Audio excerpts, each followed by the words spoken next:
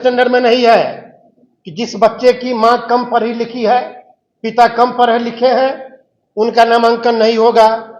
उनका प्रोसेस ये है, हम कहते हैं जिस बच्चे की मां और पिता कम पढ़े लिखे हैं, उसमें उस बच्चे की क्या गलती है।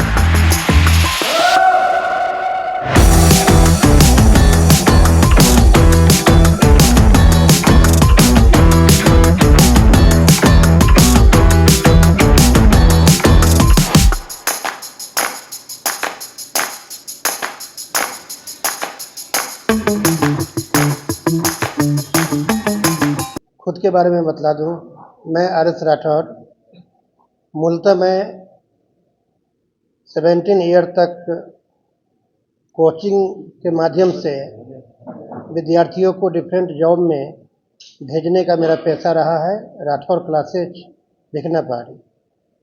उसके बाद स्कूल की तरफ, स्कूल के माध्यम से मैं सेवा करना चाहा और इसी कड़ी में पहला स्कूल में जी.डी. गोयनका पब्लिक स्कूल गया में डाला और दूसरा स्कूल अभी नॉलेज ग्राम इंटरनेशनल स्कूल पटना में, और अभी बगल में और भी एक शेरबोर्न गर्ल्स स्कूल बन रहे हैं।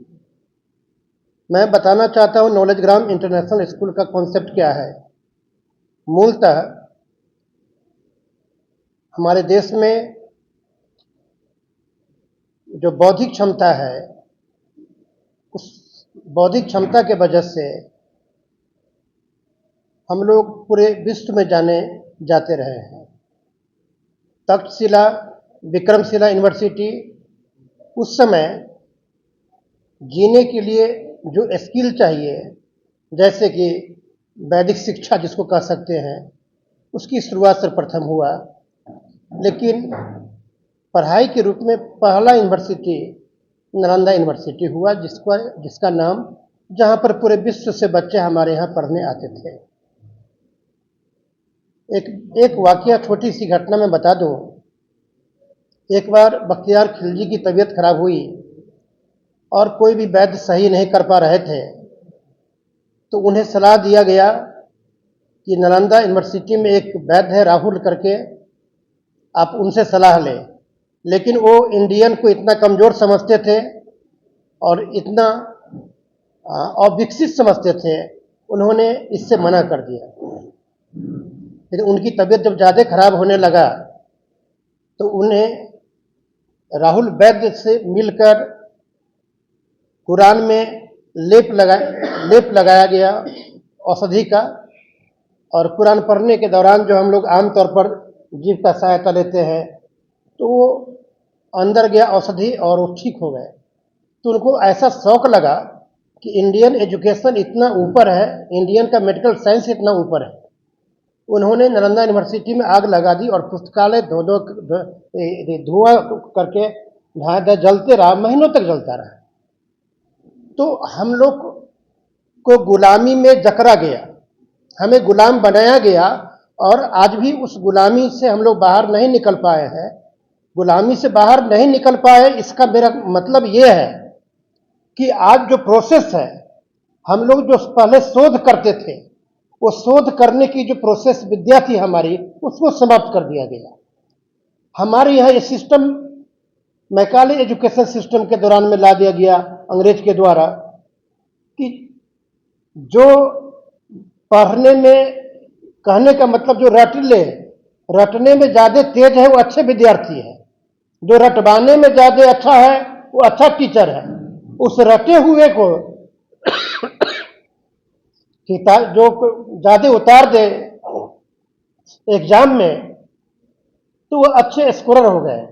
अब बताइए, ग्रेजुएट होने के बाद भी लोग बेरोजगार हैं।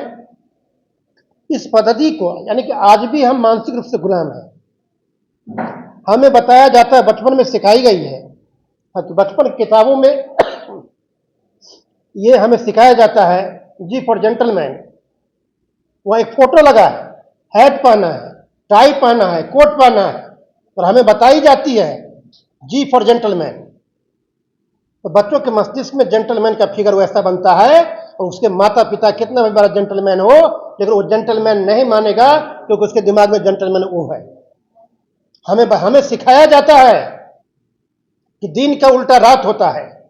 हमें सिखाया जाता है कि गरीब का उल्टा अमीर होता है। आप बताइए कैसे होता है?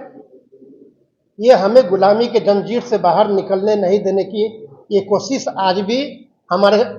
आप बताइए, हम एक क्वेश्चन पूछना चाहते हैं। जिसका कलर फेयर है उसको सुंदर मानते हैं लोग, ये कैसे होगा भाई बताइए? और जिसका कलर थोड़ा सा कम है, जिसको हम लोग लेस कहते हैं या श्यामला बोलते हैं, वो खराब कैसे हो गया भाई? कोई बताए हमको। कहां लिखा हुआ है? अंग्रेजों का दिया हुआ है। आज भी हमारे दिमाग में साहेब है। अंग्रेज गोरा हुआ करते थे, तो साहेब का मतलब जो गोरा। अगर बच्चे हेल्दी नहीं है, अगर 5 दिन एब्सेंट हो जाएंगे, उनकी पढ़ाई बाधित हो जाती है, पूरे महीनों की पढ़ाई बर्बाद हो जाता है। और हम आप को हर लोग अपने बच्चों को नहीं पढ़ा सकते हैं, सब अपने अपने काम में बिजी है। इसलिए शाम में 6 to 7 हम ट्यूशन भी प्रोवाइड करते हैं, ऑफलाइन ट्यूशन, जो हमारे 20 किलोमीटर के रेडियस में है, वो बच्चे को यहाँ पहुंचाते हैं। हम ऑफलाइन ट्यूशन भी प्रोवाइड करते हैं, जो दूर है उसको ऑनलाइन ट्यूशन भी प्रोवाइड करते हैं।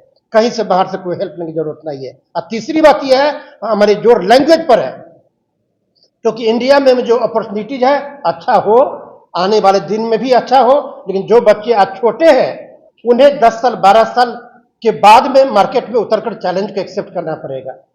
इसके लिए मैं फ्रेंच, स्पेनिश और जर्मन तीनों लैंग्वेज को मैंने वरीयता दिया है,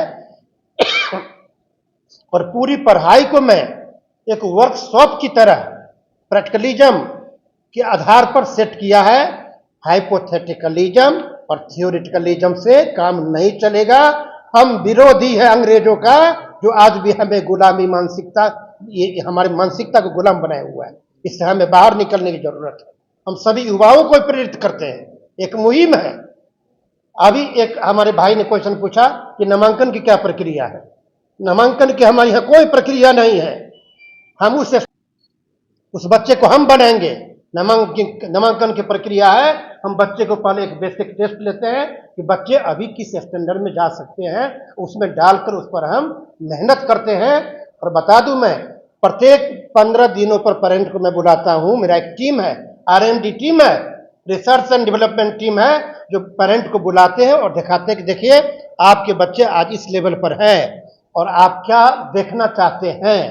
जिस चीज को हम नहीं देखते हैं, यदि आप में कमी है तो आप अपने घर में कोई कमी देखते हैं तो हमें बताएं, और फिर हम 15 दिन का टाइम लेते हैं कि अगला 15 दिन में आइएगा तो आपका बच्चा ऐसा मिलेगा। और ये प्रक्रिया एक साइकिल के रूप में प्रत्येक 15 डे के दौरान में जो मेरा रिसर्च एंड डेवलपमेंट टीम है कंटिन्यू कर रहा है। स्कूलिंग में चेंज की जरूरत है। अच्छा, ये आज जो नेक्स्ट पे आपका सेशन चलेगा उसका विशेषता क्या रहेगा? जो कमिंग सेशन होगा, विशेषता अनडिफाइंड वर्ड है। मैंने कहा कि एक मुहिम है ये कि बच्चे की, जो कोई भी बच्चे कमजोर बाबू नहीं होता है। इंटरेस्ट की बात है। आपको पत्रकारिता में इंटरेस्ट है तो आप उसमें आगे हैं, किसी को खेलने में इंटरेस्ट है उसमें आगे है। इंटरेस्ट लेवल की बात होती है। तो सबसे पहले हम बच्चों की इंटरेस्ट लेवल को आगे बढ़ाने के लिए हम 1 महीने 15 दिन का क्लास रखते हैं, जो कि एक ब्रिज क्लास होता है। ओनली बच्चे उसमें एंजॉय करते हैं, खेलते हैं, बॉक्सेज बनाते हैं, यानी कि एक्टिविटीज करते हैं ओनली, ताकि बच्चों का इंटरेस्ट लेवल बढ़ जाए, फैमिलियर हो जाए। बच्चे स्कूल न आना पड़े इसकी बहाना न बनाए, ताकि उसके जगह पर यह हो कि बच्चे को फीवर भी लगा रहे और पेरेंट रोके तो बच्चे ये छुपाए कि हमको फीवर लगा हुआ है, स्कूल आने की प्रयास करे।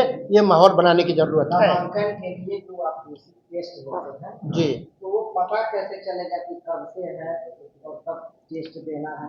बिल्कुल। इसकी जानकारी कहाँ से उपलब्ध होगी?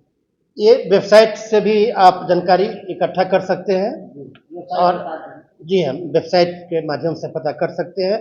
स्कूल का इंस्टाग्राम है, फेसबुक है, उसके माध्यम से भी वहाँ से पता कर सकते हैं। लेकिन ये शुरू हो चुका है, अभी कब से शुरू हो गया है, शुरू हो गया कब है। तक? ये हमें लगता है कि आने वाले 6 राइट नाउ 15 अप्रैल तक। नई शिक्षा नीति को कैसे देखते हैं? और नई अपने- शिक्षा नीति बहुत ही बढ़िया है। इसको जो डिजाइन किया गया है ये बहुत ही बढ़िया है, इसमें कहीं कोई डाउट नहीं है। लेकिन थोड़ी हमें व्यक्तिगत बात रखने का अधिकार भी है, थोड़ी पॉलिटिक्स से प्रेरित भी है। उसमें जो रीजनल लैंग्वेज के लिए कहा गया है कि मेडिकल साइंस भी रीजनल लैंग्वेज में करेंगे, तो हम कहते हैं कि हमारे बच्चे जो डॉक्टर बनेंगे वो अमेरिका में जाके डॉक्टरी करना चाहेंगे तो कैसे करेंगे? तो थोड़ी सी हम लोग जो शिक्षक लोग हैं इससे दूरी बनाते हैं कि ग्लोबल एजुकेशन, ग्लोबल सिटीजनशिप पाने के लिए मुहिम में हम लोग आगे बढ़ रहे हैं। तो इसमें पॉलिटिक्स कहाँ आ रहा है? सर, आपने गुलामी की बात की। रशिया और चाइना दोनों कर रहा है कि अपनी लैंग्वेज में मेडिकल की पढ़ाई करा रहा है। बिल्कुल करवा रहे हैं, भारत भी अपना रहा है। करवा रहे हैं बाबू।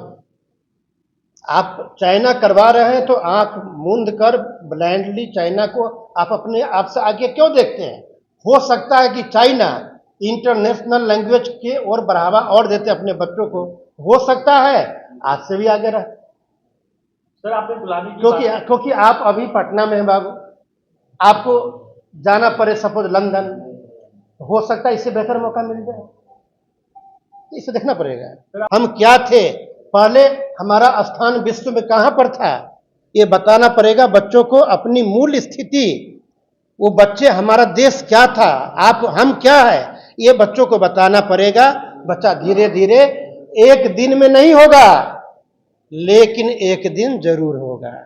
आपके ये प्रयास लगातार होना चाहिए। आपके संस्था के माध्यम से गरीब और दुखी बच्चों के लिए क्या मुहिम चलाई जाए या भविष्य गरीब बच्चे के लिए मेरे कोई मुहिम नहीं है, क्योंकि कोई बच्चा गरीब होता ही नहीं है।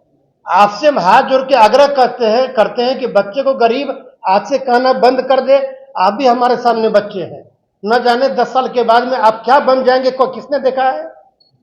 हाँ, आप ये कह सकते हैं कि गरीब माता पिता अपने बच्चों को पढ़ाना चाहे तो उसको क्या सुविधा मिल सकती है। तो हम लोग देखते हैं कि जब जो गरीब माता पिता आते हैं तो वो कहाँ तक सक्षम है, उनकी इच्छा शक्ति कैसा है, और उसके जगह पर हमने व्यवस्था बना रखा है कि आप अपने घर में, आपकी जो महिला है कुछ तो बनाती होंगी खाने पीने का सामान, वो बनाकर हमारे यहाँ भेज दिया करे, और हम स्टॉल लगाते हैं और हमारे यहाँ के ही बच्चे लंच पीरियड में उसको खरीद लेते हैं। इस तरह की 2-3 चीजें और चीजें हैं, प्रिंटिंग के माध्यम से भी। तो हम उन्हें बात करके ये आपस में बैठ के सोल्यूशन निकालने का प्रयास करते हैं। Thank you.